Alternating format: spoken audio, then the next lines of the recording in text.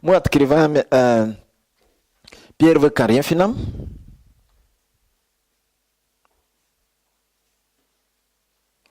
Итак, мы читаем 12 главу с 10 стиха. Мы могли читать с 4 стиха, но мы читаем с 10, потому что вы знаете все это. Итак, наше короткое учение называется «Каждому по его способности». Скажи, каждому по его способности.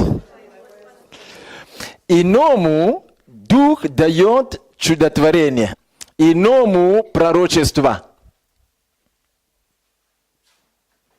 Если здесь, о чудотворении уже узнали. Если здесь кто ревнует о пророчестве. Аминь. Это секрет для тебя. Иному развлечение духов. Есть здесь кто ревнует о развлечении духов? Иному разные языки. Есть ли здесь кто ревнует пророчество на разных языках? Аминь. Иному истолкование. Есть ли здесь кто ревнует о истолковании?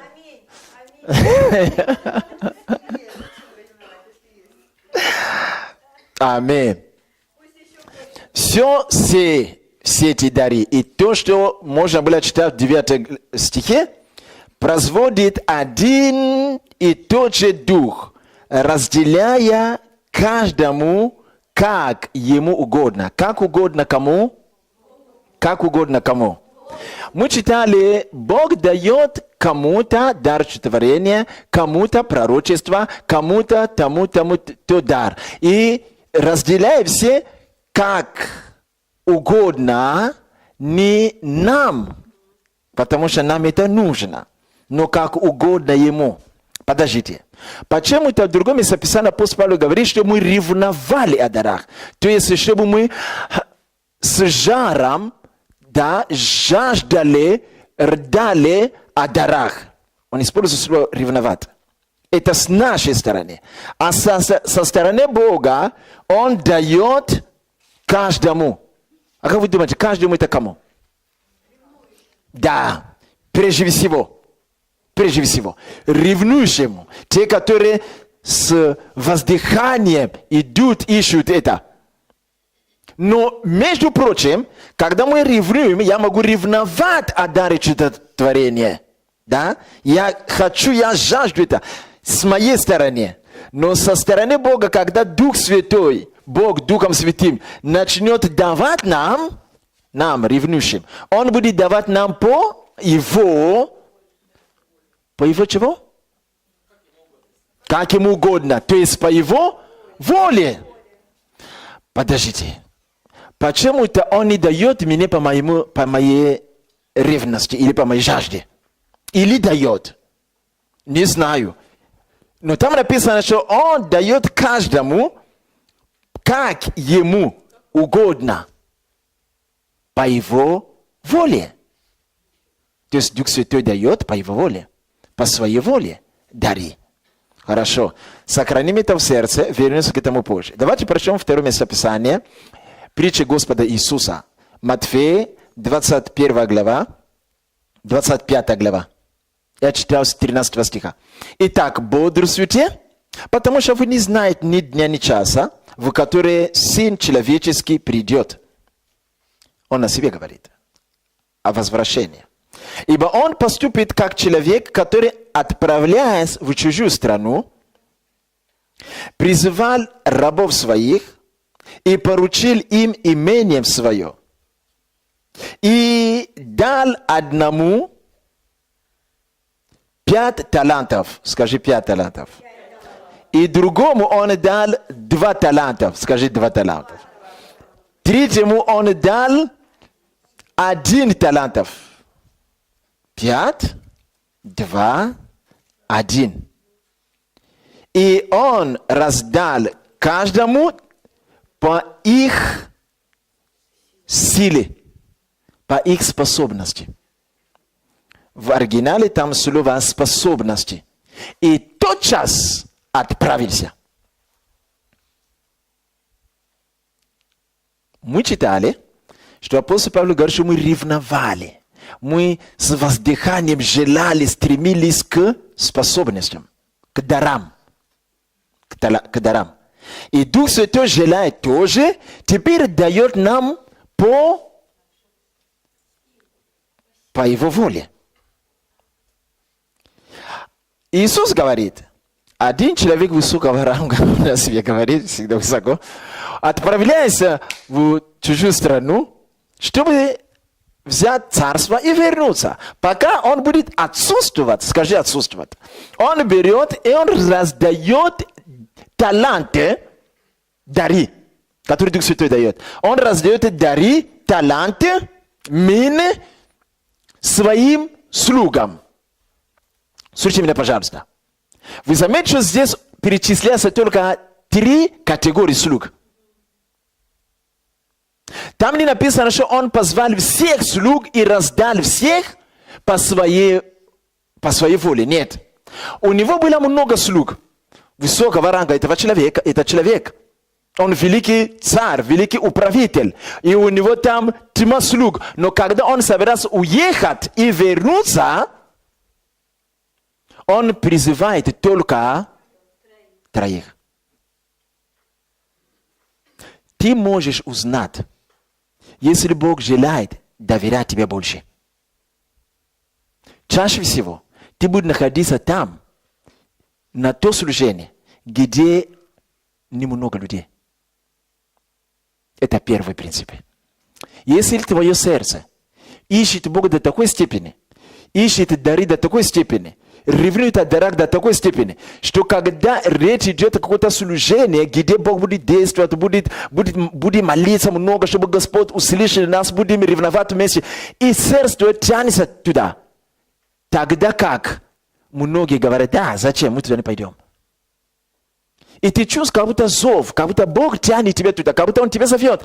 А ты спрашиваешь, а ты пойдешь? Да нет, я подохну. А у меня другие дела. Но ты попадаешь всегда на такие виды служения, где молитва, где ревность по дарам, по служению, потом по-другому. И ты часто находишься там, когда как многие не стремятся. Вы заметите, у него было много слуг. Но когда он решил уехать и раздать талантов, там присутствовали только 3. Дальше. Он дал 5 одному, другому 2, а другому 3. 1. Человек, который имел так много чего. Очень богат. Дарами, талантами, минами. У него много слуг. Ну хорошо, призвал только 3. А почему не дать каждому 10? Почему не дать? Хорошо. Каждому 5 или каждому 100. Потому что этот человек, о котором говорит, он любит прибыль. Он любит, чтобы все мины, таланты были впущены в оборот. Он любит всегда собирать. Он всегда хочет, чтобы царство его было очень богато, все было. Поэтому у него много талантов, у него много даров, у Бога много талантов, у Духа Святого много даров. Почему не дать каждому из нас все дары? Почему бы нет? Мы бы принесли бы много плодов, потому что Бог желает иметь много плодов в царстве. Но почему он посмотри, тебе только 5, тебе только... Он мог дать бы ему 10, даже 100, потому что у него много чего есть. Но он дал бы только 5. А другому он дал 2. 3 тоже раб, он был выделен, отделен для служения, но ему дали только 1. С другой стороны, он дает по своей воле. Но он дает, хотя по своей воле, в конце мы читаем, он раздал каждому по их что? Способности. То есть воля Духа Святого или воля Иисуса, чтобы раздать дары, раздать талантов, не связан с тем, что он желает раздавать скудно. Он желает раздавать много. Но его воля, воля Духа Святого, воля Иисуса связана с чем-то, что есть в нас. О, Господи, да будет Твоя воля. Вот молитва, которая заканчивается так, вы должны понять. Будет по воле Божией. Но эта воля Божия всегда связана, зависит от чего-то в нашей жизни. Есть суверенные вещи, которые Бог делает. Я верю, что были люди по своему ходатайству, которые приблизили день рождения Иисуса. Это Симеон и Иоанн. И третий это Иоанн Креститель. Даже по своей суверенной воле, когда Бог что-то делает, хорошо, Бог сказал, народ все опять капризничает.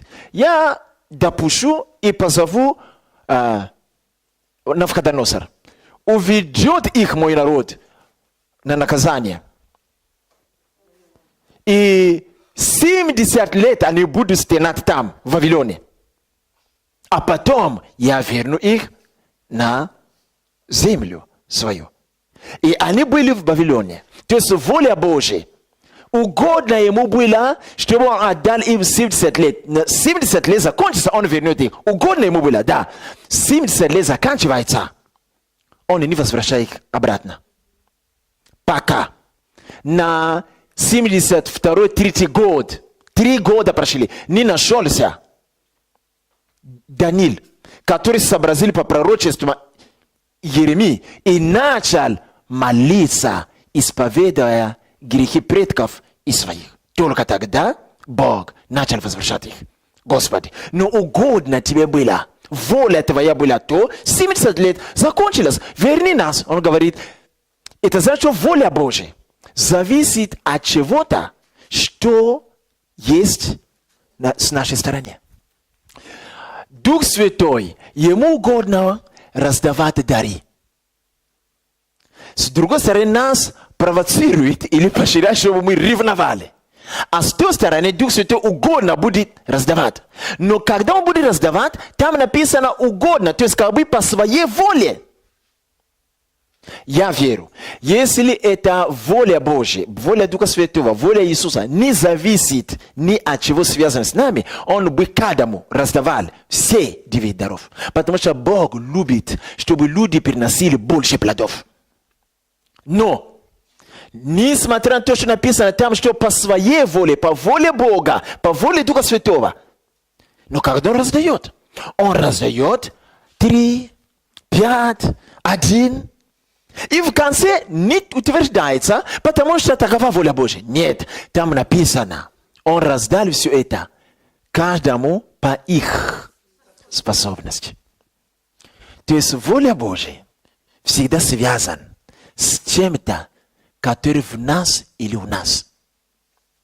Мы можем забыть все, что мы говорили сегодня с сестрой Еленой, но я знаю, что товар услышал, уразумел, уверовал и принял. Это не забудется. И второе, что нельзя забыть. Или вы постарайтесь, это не забудьте. Воля Божья всегда связан или зависит от чего-то, что у нас или что мы делаем. Пусть нас никто не ласкает по шее, говорит, но все будет только по воле Божьей. Ты должен знать, все, что происходит по воле Божьей в нашей жизни, связан. Хотя там есть воля Божья, но эта воля Божья зависит. Скажи, зависит. От чего-то, что у меня или что я делаю. Воля Божья без моей жизни, или без того, что я делаю, или что я говорю, исповедую, или я творю. Воля Божья не бывает так. Поэтому написано, что он хотел раздать 100 талантов всем, потому что он любит прибыль. Но он посмотрел, говорит, теперь я желаю, не 100 талантов раздать каждому из вас, но я желаю, первый, иди сюда, 5. Второй, посмотрел, я желаю, но я знаю тебя, 2. Посмотрел, я желаю, но я знаю тебя, 1. То есть он раздал по своей воле, но в зависимости от их способностей. Теперь вопрос здесь. Что это за способности, которые отличали одного от другого? Там написано, соответственно, их силе В оригинале соответственно их способности. Мы-то с вами знаем, что все способности от Бога или нет? Если все способности или силы от Бога, то почему ему сначала не позаботиться о том, дать им большую силу или способности, и на основании этого дать им по 1000 талантов, чтобы они принесли плод. И когда он вернется, царство его же самого переполнено прибылью. Почему так не сделать?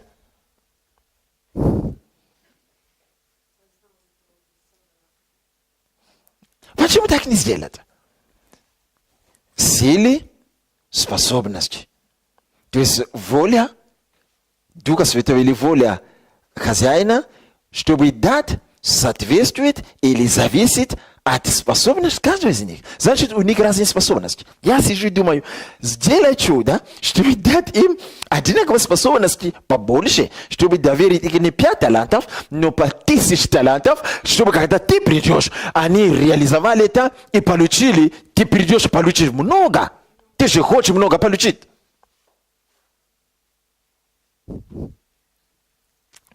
Давайте поговорим об этих способностях, которые различают нас. Если эти способности, мы сможем работать над этим и культивировать их, Бог будет по своей воле, но соответственно твоей способности дать тебе дар чудотворения. Или дать тебе, кроме дара чудотворения, еще больше. Потому что Он желает собирать прибыль. Спасенный душ, исцеленный душ. Он желает, чтобы весь мир покаялся. Он знает, что 2 дара ты не сможешь это сделать. Тебе нужно 1000 даров. Но почему-то Он не дает нам это. Потому что дары или талантов, Господь иногда говорит о дарах, иногда использует слово талант, которое связано с деньгами в то время. Это нагрузка. Поэтому там используется слово по силе. Стало быть, что тебе дали 2 дара, ты должен иметь внутренние способности или внутренние силы, чтобы держать и трудиться. Что это за способности такие? Мы-то знаем, что человек, который имеет дар чудотворения, он и не ходит вот так, что дар давит на него. Человек, который пророчествует или пророк, он же не ходит всегда уставший, о, как я устал от этого пророчества, от этого дара. Нет, человек спокоен, и когда Дух сходит, начинает так говорить Господь, а где тут нагрузка? Дай ему еще чудотворение, еще исцеление, это хорошо. Бог говорит, нет, он не потянет, потому что у него способности мало. Господи, а почему не даешь ему, чтобы способность была больше, и чтобы на основании этого ты дали бы больше даров? Стало быть, что, скорее всего, эти внутренние способности не зависят от Бога. Или зависят. Чтобы знать это, нам надо уразуметь, что это за способности или силы, о которых говорит Писание. Что, соответственно, этому, в зависимости от этого, воля Божья меняется. Он может дать тебе 10, Он может дать тебе 3, Он может дать тебе 5, Он может дать тебе 1. Вы, когда вы читаете дальше, вы заметите, что тот, кто получил 1, то есть каждый приносил соответственно количество даров. Это значит, что приносил соответственно количество способностей. Тот, кто получил 1, он сказал, я знаю тебя. Жнешь там, где ты не сел, собирай там, ты не бросал. Жестокий. Он не отказался. Сказал, ты знал меня, да, я женю там, где я собираю. А почему ты не взял мой талант и не пошел, не пустил это в оборот? Чтобы перешед, я нашел свое с прибылью. Видите, он очень заботится о прибыли.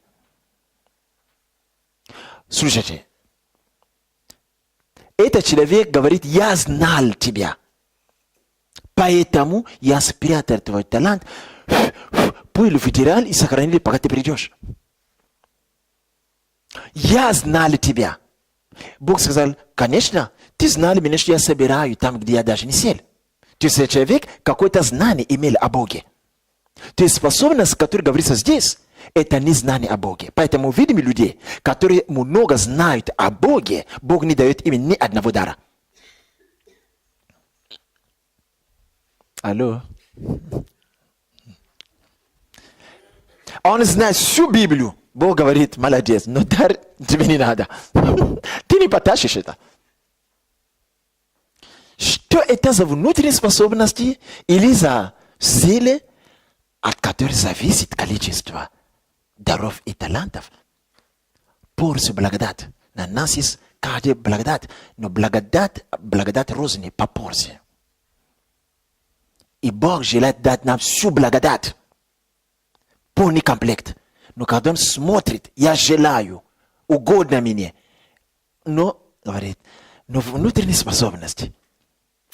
Тебе нужно маленький стакан благодати. У меня много, я хочу дать тебе все. Но внутренние способности твои соответствуют только 2 стакана. Господи, умножь во мне способности, чтобы ты мог доверить мне целое ведро благодати. Что это за способности? Хорошо, сегодня мы будем читать о многих людях, мужей Божьих в Библии. Я смогу цитировать, потому что у меня немного времени. Может быть, лучше я поговорю о них. Я покажу вам некоторые вещи Писания. Смотрите. Первое. Что является внутренней способностью, и за что Бог может доверять нам дары еще больше, это смирение. Скажи смирение. Скажи смирение. Однажды мы поговорим о смирении. Не то смирение, которое мы думаем иметь, является смирением. Иногда люди, которые мы думаем, что они не смиренные, они очень смиренные. А иногда люди, которые мы думаем, что они наоборот, да? Они смиренные, на самом деле там нет смирения. Скажи смирение. Именно смирение, это есть то первая характеристика, на что смотрит хозяин, чтобы доверить тебе порцию благодати. Чем больше смирения, чем больше благодать, чем больше смирения, чем больше талантов, чем больше смирения, не 5, не 10, а 50 выдадут. Почему? Первое, что Бог смотрит, это смирение. Становится смирение, это внутренние способности человека перед Богом. Больше смирения, на него можно накинуть 10 талантов. Он потянет это из-за смирения. Мы с вами, когда мы говорим о смирении, у нас всегда есть такой образ человека, который ходит вот так. Очень слабо. Оскорбив, он уйдет. Не умеет говорить. Моисей был очень кроткий, да? Не потому, что он не умел говорить, не из-за этого. То есть смирение от смирения разное. Когда мы смотрим на Давида, если прочитать, мы о Давиде мало знаем. Если мы могли бы искать, кто-то может нам переводить на иврит, на русском, могли бы искать те книги, которые вы читаете истории царей в Библии, канонически. Там написано все дела царя Давида или Иосифа, да, первый и последний, все его преимущества, все его победы и поражения были записаны в летопись царей иудейских. Вот это книги, которые я ищу. Когда мы читаем эти книги, мы разумеем, Давид, который вы читаете, то, что мы читаем, это всего лишь 3% его жизни. Но даже это 3, когда мы читаем, вы видите, что Давид, по нашему пониманию, он не выглядел кротким и смиренным. Он выли кроткий и смиренный. Он много крови пролил. Когда на него наезжали, он наезжал. Но о Давиде Бог дает нам понимание, что Бог очень любил его. Он творил иногда такие грехи, которые за свою жизнь ты не сделаешь. В этом плане ты очень святой. Но все-таки Давид пошел дальше, именно в смирении, дальше, чем мы с тобой. Он был человеком войны. Пока он не убьет всех врагов, не вернется домой. Это не пахнет для нас смирением. Один из характеристик смирения – это то, что когда человек он смиренный, он знает об этом, что он смиренный. Если ты знаешь о том, что ты смиренный, из-за того, что тебе так говорят, я призываю тебя сомневаться в этом. Когда ты смиренный, ты будешь знать, что ты смиренный. Потому что смирение – это конкретно образ мышления, образ решения конкретного вопроса и образ поведения. Ты осознанно это будешь делать. Смирение – это не что Дух Святой сошел на тебя, и ты стал смиренный. Нет такого. Смирение – это выбор. Смирение – это образ мышления. Смирение – это решение. Я здесь посплю так, хотя я должен поступить так. Это смирение. Так что когда ты смиренный, тебе сообщают об этом, тебе не нужно, что ты знаешь, потому что смирение – это образ поведения, это выбор. Скажи выбор. Смирение – это удел осознанных людей. Скажи смирение. Смирение – это внутренние способности, из-за чего Бог может доверять нам больше.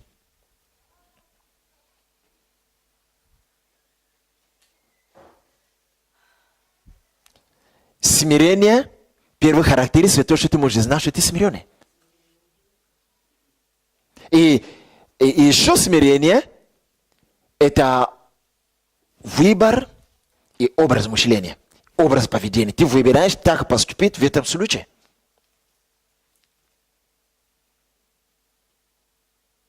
Хорошо, я о смирении более подробно поговорю в будущем. Второй, который является внутренней способностью или силой, о чем говорится в Писании, что хозяин раздал им дары, соответственно, их. То есть, что он сначала посмотрел в них, это смирение. Второе, что он посмотрел, это привязанность к Господину и ко всему, что принадлежит ему. Я повторю это. Привязанность. То, что мы называем посвящение. Не всякое посвящение имеет внутри себя привязанность. Именно привязанность. Всякая привязанность – это посвящение. Но не всякое посвящение, которое мы посвящаем себя, чаще всего имеет привязанность. Привязанность к Господину и ко всему, что принадлежит ему, этому Господину. Я могу это демонстрировать. Мы говорили о Давиде, да? Смотрите. Саул помазан был, потом Бог убрал руку от него. Теперь вместо него Бог помазал Давида.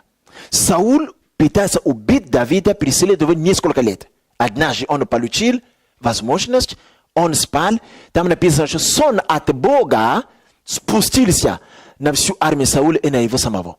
Так что воины Давида и сам Давид пришли, все спали. Сон от Бога. Как вы думаете, почему Бог спустил сон на всех? Он спустился сон на Саула, который он уже отверг, и на всю его команду воина. И Давид в бодрствовании пришел туда с воином и с копьем в руках. Почему Бог спустил сон на эту команду? Как вы думаете, для чего? Чтобы они не защитились, чтобы когда Давид придет, он просто Бог взять копье и, как вы думаете, Бог сопутствовал Давида к тому, чтобы он убил врага? Конечно. Иначе сон... Понимаете, вы Бога не понимаете. Иначе Бог это Бог. Ему все равно, как мы думаем. Он сказал: Давид, хватит, я поставлю царя, вот это давно я отверг от себя. Так, сон на них, иди. Давид пришел. Нет. Он сказал: это помазанник Божий. Мы не до конца понимаем, что Давид имеет в виду. Бог, когда помазывает, он, даже когда человек отпадает, он не забирает помазание. Помазание может остановиться действовать. А если этот человек научился, что помазание не останавливается, он будет действовать в помазании без Бога. Могу доказать это. Сатана, самый помазанник, был на небе. Когда он спустился, все, что удается ему сверхъестественно творить на земле, из-за этого, хотя он это делает без Бога. Видите, это очень просто. То есть Давид мог убить его. Но он сказал: нет. Если я убью его, это значит, я разобью кувшин, в который Бог вылил драгоценную свою часть. Помазание – это часть Бога. И эта часть Бога, что сделает? Вытекет. Нет, я не буду. Вот почему он убил. Не за самоценность просто, как царя. Он уже не был царем по логике Бога. А за ценность, что в этом сосуде есть часть Бога, помазание. Когда я это сделаю, помазание вытечет. Нет, я не сделаю это. Пусть сам, который создал сосуд и вылил туда помазание, пусть сам разоберет с этим сосудом и заберет обратно тогда свое помазание. То есть это было не привязанность к Саулу. Это было привязано к кому? К Богу и к всему, что принадлежит ему. В том числе что? Помазание. Поэтому сказали: я на помазанника руку не подниму. Поэтому, когда, например, Голиаф приходит и поносит народа Божьего, Давид слышит. Говорит: он говорит: идите, скажите царю, что вообще сделают с тем молодым человеком, если он разберется с этим? А потом, когда он вышел, он сказал: ты поносишь имя Бога, Господа Саваофа? Народа Божьего, ты не обрезан, этот народ обрезан, имеет завет с Богом. Ты поносишь имя Бога. Я иду против тебя, имя Господне. Господь сказал: Давид, пойдем.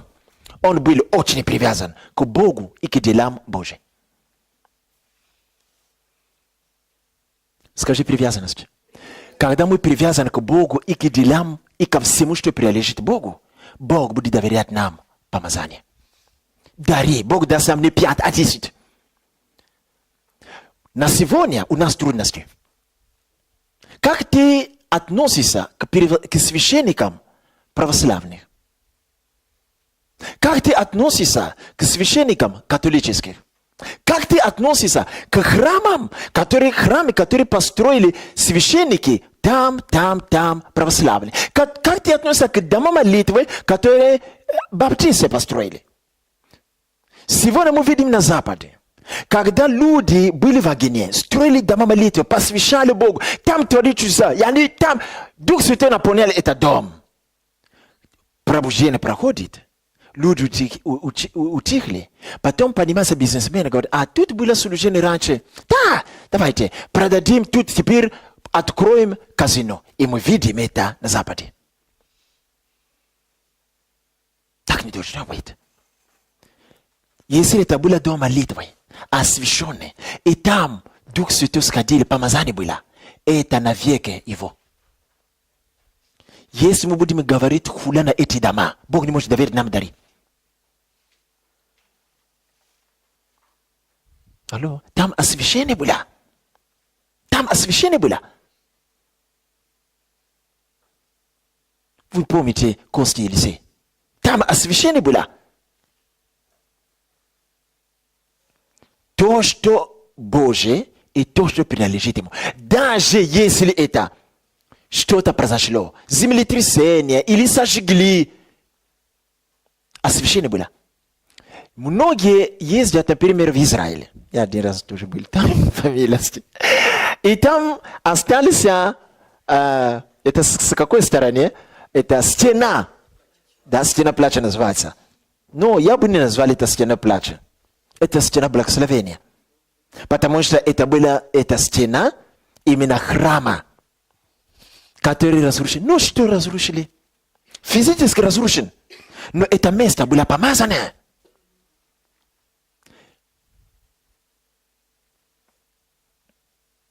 То есть вещи, которые принадлежат Богу. Именно привязанность говорит о том, как мы относимся к Богу и ко всему, что принадлежит Ему. Поэтому, вы помните, я говорил о субординации в церкви. Субординация не зависит от того, что вот мы помазали его или ее, да, в диакона.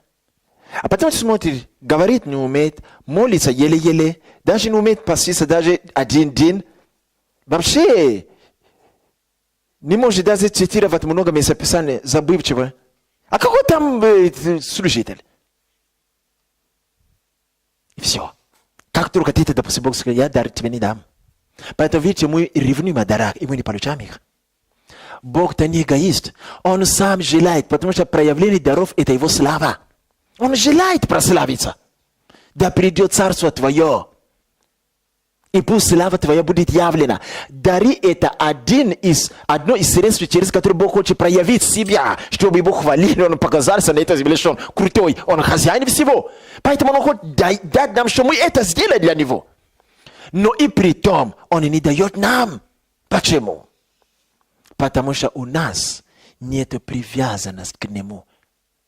Или ко всему, что принадлежит ему. Мы не понимаем, что такое привязанность. Даже то, что нам не нравится, но если от Бога, мы должны иметь страх Божий, когда мы что-то говорим, или когда мы касаемся к этим вещам. Аминь? Поверьте мне, не относитесь как-нибудь к людям, которые помазали. Не важно, насколько вы выше их. Не важно. Не важно.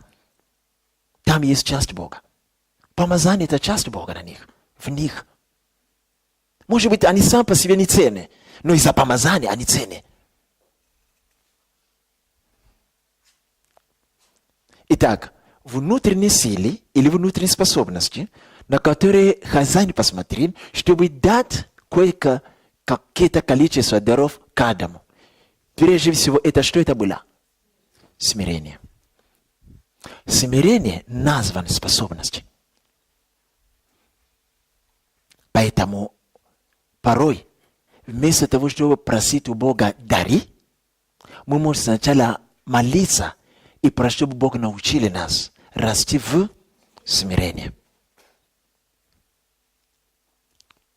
Вместо того, чтобы просить у Бога дары, чтобы показать, как мы можем изгонять бесов, молиться, чтобы Бог дал нам сердце, которое будет привязан к Нему.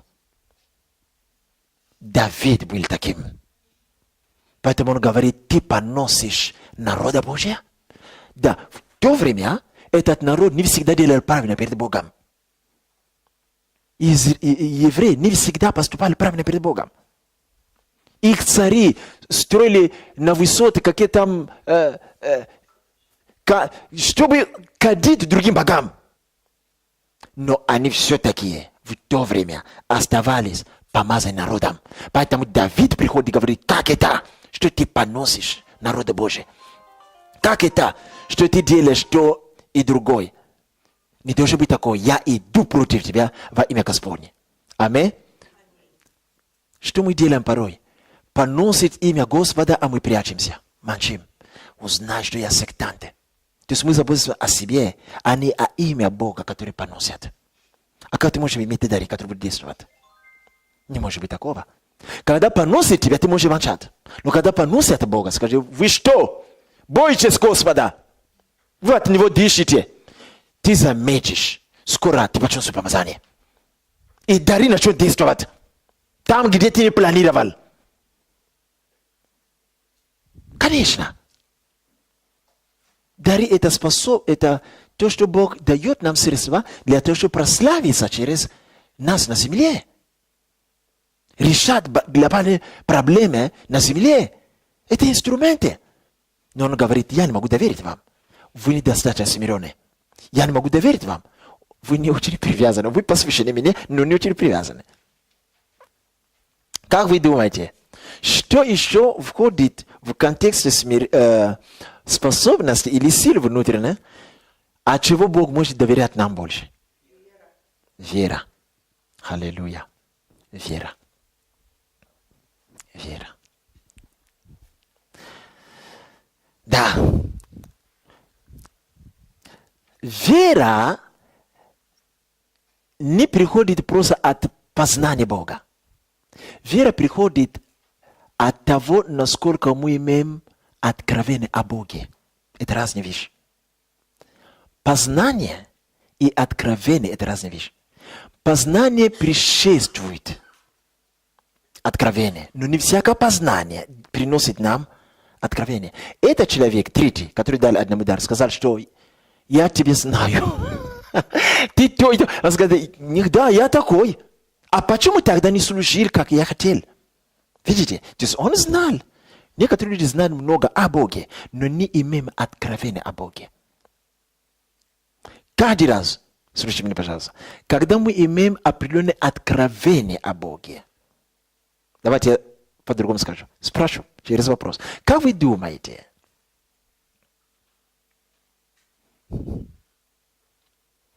там написано, кто пророчествует, пророчествует по мере, это вера приносит пророчество или пророчество приносит веру?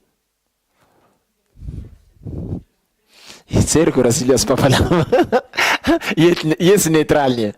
Это вера, о которой там говорится, приносит пророчество или пророчество приносит веру? Подождите. В каждом лагере только один человек. Да. Это курица прежде или яйцо? Вера приносит пророчество или пророчество приносит веру? Написано, кто пророчествует по мере веры, то есть по силе веры. Видите, это третий пункт внутренней способности, из-за чего Бог дает дары, это вера. Но эта вера не приходит только из-за знания Бога. Она приходит из-за откровения Бога. Правда? Откровение Бога. Теперь, эта вера приходит от откровения. По откровению мы имеем эту веру. Теперь, эта ли вера движет пророчество или дары? Или эти дары пророчества движет веру? Кто пророчествует? Пророчество по мере веры. Вера. Вера приводит в движение пророчество или пророчество приводит в движение веру? Те, которые были со мной недавно, если вы были внимательны, вы уловили, что я пытаюсь сказать. Когда вы откроете слово, там написано языки и не языки с истолкованием. Это знамение для кого? Для неверующих. Это 1 Коринфянам 14 главу. А пророчество – это знамение для кого? Что такое знамение? Знамение – это знаки, которые посылают для того, чтобы нас вразумить или вдохновить, или расширить, или, скажите, подкрепить, убедить. Аминь. Это значит, что пророчество двигает веру. Чем больше человеку пророчествует, чем больше у него будет вера. Чем больше пророк пророчествует, чем больше у него будет вера. Правда? Конечно. Но вот пророчество, которое нам пророчествует, должен стать для нас что? Откровение. И тогда это откровение становится вера. Поэтому, если ты будешь только молиться за веру, потом начнешь пророчествовать, никогда не будешь пророчествовать. Но когда ты будешь начать пророчествовать Без веры. Если ты попадешь в точку, тогда вера начинает работать. Ты начнешь от веры. В следующий раз ты будешь более дерзновенный. Потому что ты попал в точку. Ты сказал, не знал, сработал. Сказал, о, то, что ты мне пророчествовал, слава Богу за тебя. Точно так. Я говорю тебе, в следующий раз у тебя будет больше веры. Правда? Что прежде, вера или пророчество? Конечно. Конечно. Это значит, что когда эти люди трудились у хозяина, он видел, с какой верой они трудятся. И сразу он понял, у этого слабо, а у этого больше, а у этого он стремится развивать свою веру. Поэтому надо дать ему 5 талантов. Конечно. Конечно. А тот, видите, что Иисус сказал? Хозяин сказал третьему, что он раб какой? Лукавый и, видите, вера не бывает в ленивых сердцах.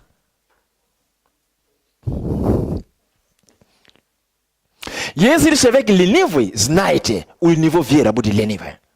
Поэтому, видите, чаще всего, вы не понимаете, чаще всего я вижу веру людей, настолько, насколько они не ленивые.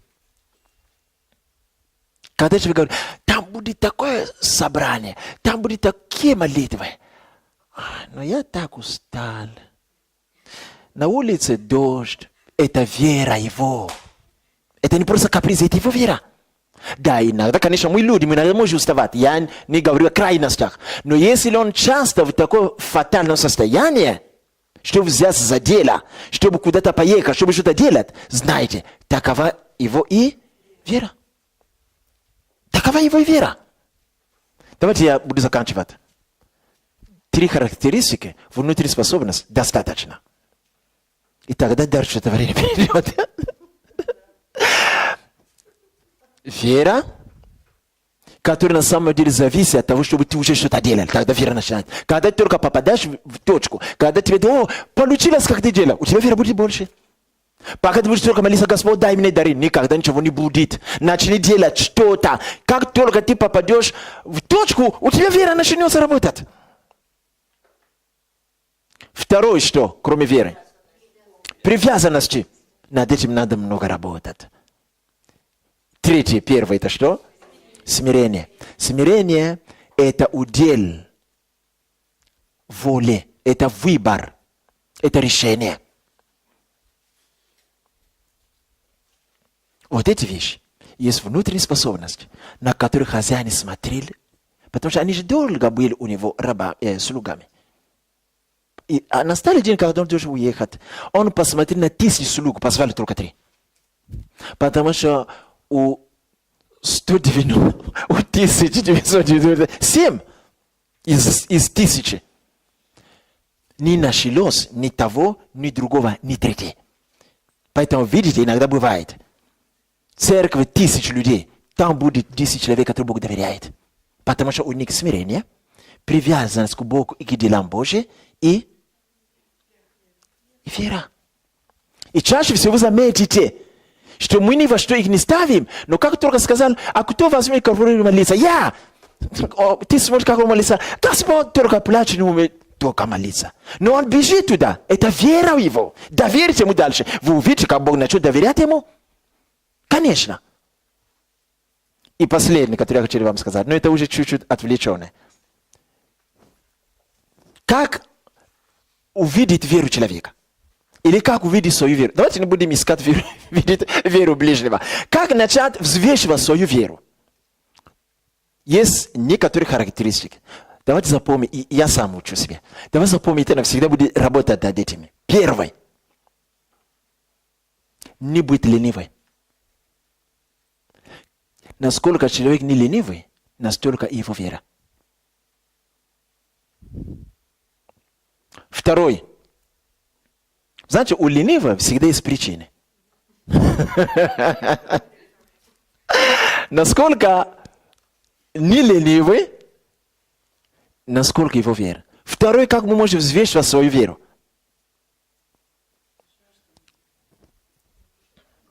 Скажи финансы.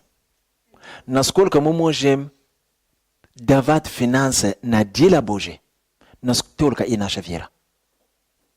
Слушайте меня, пожалуйста. Чтобы наша вера была духовная, она должна быть сначала материальная, сначала душевная, потом духовная.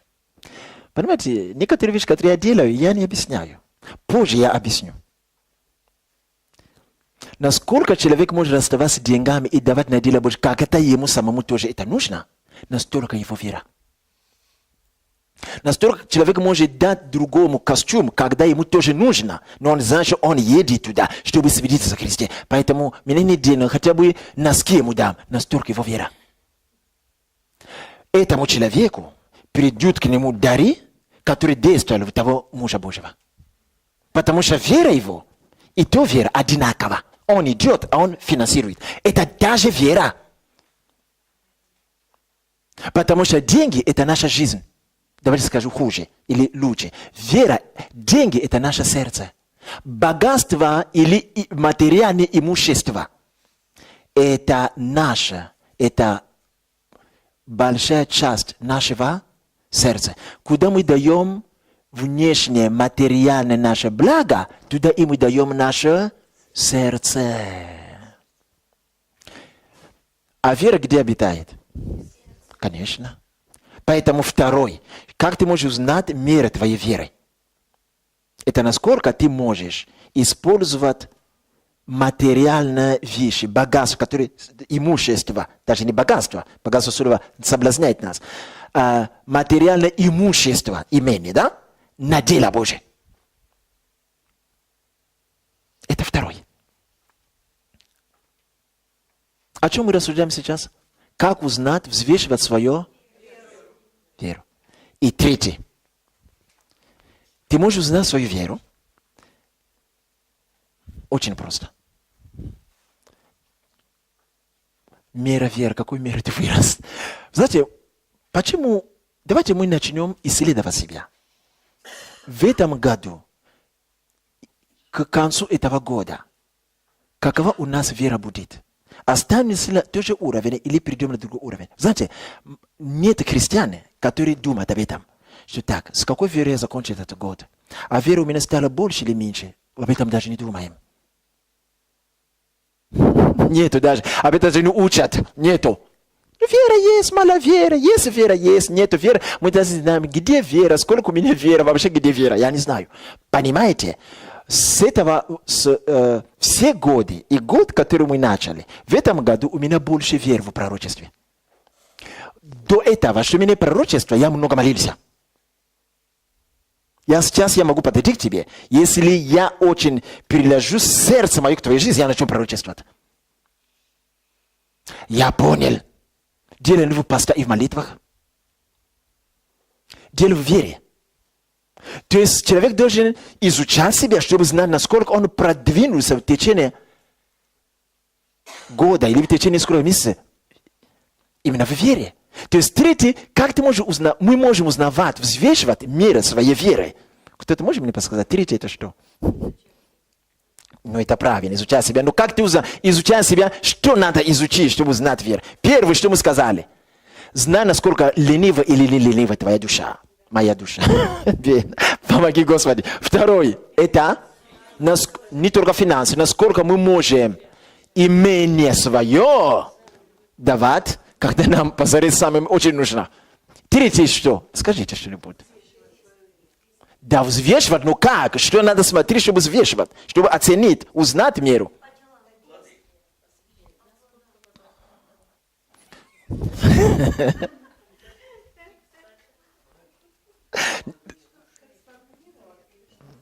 Мы же недавно об этом говорили. После молитв, после поста, после всего, когда мы сидим за чашкой кофе, да, утром, и пьем, и рассуждаем, что происходит в нашей стране? В нашей стране то и то, да. А как там, одежда, сколько сейчас стоит в магазине? Сейчас лето, все будет дорого. Вот эти разговоры о нейтральных вещах и о нейтральных вещах, не осуждаем, не критикуем, просто разговариваем. Оттуда Бог видит нашу веру. Например, если говорить: Господь, во имя Иисуса, я знаю, что в этом году меня повысит на работе, я буду директором на этой работе, во имя Иисуса. И ты сказал: просите, я молился, прошу за это, Господь. Господь говорит: молодец. Потом проходит 2 дня после поста, мы общаемся. А у вас там, ваш директор, как у вас работа хорошо? Да, хорошо. Ну, условия сейчас в стране очень такой жуткий. Ваш бизнес сейчас не котируется. Вас скоро не закроют, а? А я тоже так думаю. Вот его вера. Вера узнается по словам, а не по молитвам и по проповедям. Нет. Мой наставник говорит, что вера Божия познается даже не по плодам. Познается не по чудесам, потому что дьявол может творить более чудес, чем ты. Вера не познается по плодам, вера не познается по чудесам. Любовь познается по плодам, но не вера. О любви я поговорю с вами в другой раз. Я боюсь вас. Любовь познается по плодам. Вера не познается по плодам, вера познается по словам твоим. Вне молитва и вне присутствия Божьего.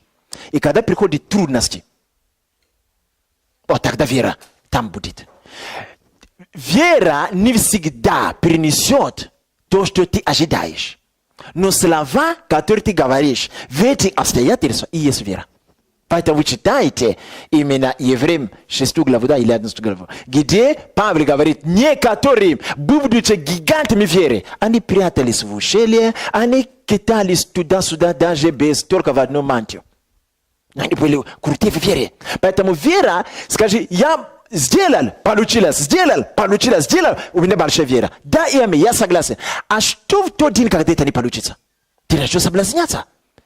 Бог порой удержит именно, чтобы не получилось, чтобы посмотреть, где твоя вера. Поэтому некоторые мужи Божьи умирали в вере, в страдании, но они продолжают веровать, умирали в эти страдания, сохраняя веру. А у нас не так. У нас не исцелился, умер, значит не веровал. Кто вам так сказал? Кто так сказал? Нету такого. Нету такого. Человек может иметь веру, но умер от этой проблемы, но он сохранил веру. Умирая, сохранил веру. Апостолы все так умерли. Все. Их казнили. Они сохраняли веру. Это трудный путь. Поэтому вера, это не всегда это победа. Вера должна проявлять себя и в поражении. Поэтому вера не молитва. Вера, как узнаем свою веру. Давайте будем изучать себя. Что мы говорим в нейтральных вещах? Что мы говорим, когда трудности? Что мы говорим, когда нет результата после молитв? Что мы говорим, молились, стали хуже? Что мы говорим, это и есть наша вера. Аминь. Давайте встанем и поблагодарим Господа.